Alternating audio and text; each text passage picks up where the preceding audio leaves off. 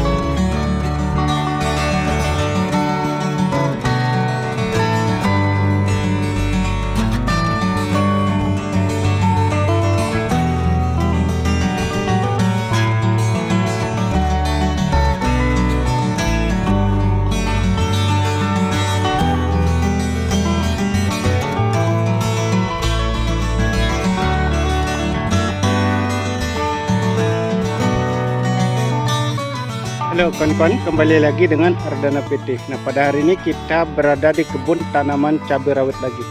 Ini merupakan cabai rawit Ori 212. Sebagaimana kawan-kawan bisa lihat, ini pertumbuhannya cukup subur dan tunas-tunas yang produktif juga sangat besar sekali seperti ini. Ini ada beberapa, 1, 2, 3, 4. Ini kita sudah melakukan perampelan ini kemarin kawan-kawan. Contohnya seperti ini, dan ini merupakan batang utama. Jadi tunasnya dengan batang utama hampir sama besar ini kawan-kawan. Jadi dengan demikian menandakan bahwa tanaman itu sangat sehat, subur kawan-kawan. Nah, banyak pertanyaan di antara kawan-kawan semua tentang pengaplikasian atau cara menggunakan daripada jamur mycorrhiza. Karena jamur mycorrhiza ini sangat penting sekali peranannya di musim kemarau secara khusus. Dan salah satu fungsi daripada jamur mycorrhiza adalah berfungsi agar akar tanaman cabai ini lebih dalam menyerap unsur hara atau bisa menjangkau kedalaman yang lebih luas. Dengan demikian otomatis pertumbuhan akan lebih maksimal. Nah, cara penggunaan atau cara pengaplikasian jamur mycorrhiza itu sebenarnya sangat mudah sekali sebenarnya kawan-kawan. Kalau kita mau lebih cepat pengaplikasiannya, biasanya digunakan pada waktu pembuatan pembibitan, dicampur dengan media tanam. Itu sangat efektif sekali. Itu salah satu langkah yang pertama. Sedangkan langkah yang kedua adalah cara pengaplikasiannya lah dengan langsung menaruh jamur mycorrhiza di pangkal batang tanaman ini tanpa mencampur dengan media apapun. Jadi kita lubangi seperti ini, kemudian kita taruh jamur mycorrhizanya, lalu kita tutup sedikit seperti ini. Itu langkah yang kedua. Sedangkan cara yang ketiga yang lebih efektif dan bisa menyuburkan tanaman dengan cara mencampur jamur mycorrhiza itu dengan media tanam, dengan kompos. Itu akan lebih irit dengan perbandingan 1:1. Itu cukup efektif. Kita langsung tabur di pangkal batang tanaman seperti ini. Nah, inilah efek atau pengaruh atau manfaat daripada pemberian jamur mycorrhiza. Walaupun dalam kondisi cuaca yang panas luar biasa seperti saat ini, di tempat kita ini sudah tidak ada hujan, sudah hampir 3 bulan kawan-kawan. Tetapi kawan-kawan bisa lihat tanaman cabai yang kita tanam ini masih tumbuh dengan baik, walaupun tidak 100% bagus seperti pada waktu ada air hujan kawan-kawan. Tetapi kita sebagai tani sudah bersyukur, walaupun demikian tanaman tidak 100% bagus, tetapi bisa bertahan hidup kawan-kawan. Selain menggunakan jamur mycorrhiza, kita juga menggunakan sistem pengocoran dengan asam humat, asam amino, dan fosfat. Itu sangat bagus sekali untuk mempertahankan agar tanaman yang kita tanam masih bisa bertahan hidup, khususnya di musim kemarau pada saat seperti sekarang ini. Dan banyak juga pertanyaan dari kawan-kawan menanyakan apakah ini tidak dikocor dengan NPK Mutiara atau dengan pupuk kimia jenis lainnya.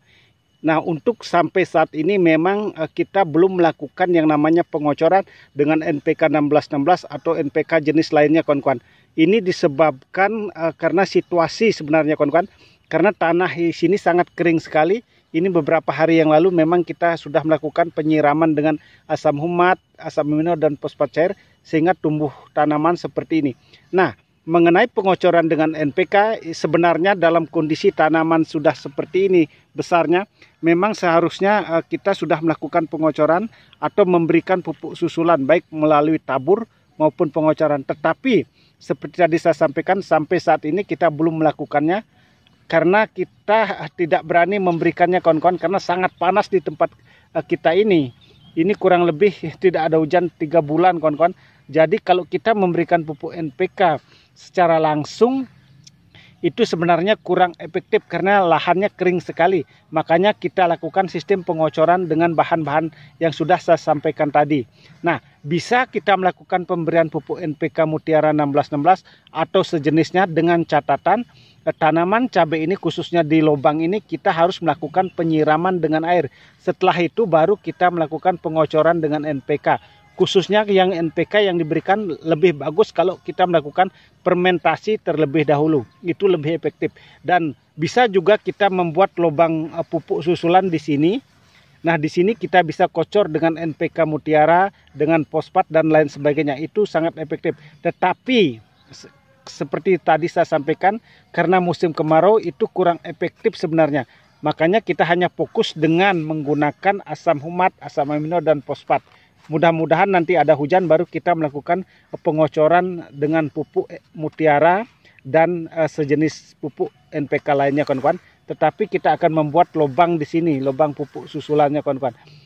Sebenarnya dari pengalaman kita menanam cabai, di sini kita lubang memberikan pupuk susulan dengan cara ditabur. Nah, pupuk yang kita gunakan biasanya adalah SP36 atau Pertipos dicampur dengan NPK Mutiara 1616. Itu sangat efektif sekali dengan perbandingan 2:1, artinya 2 kilo pupuk SP36, 1 kilo NPK Mutiara 1616. Dan kita langsung taruh di lubang pupuk ini dengan takaran 1 sendok makan.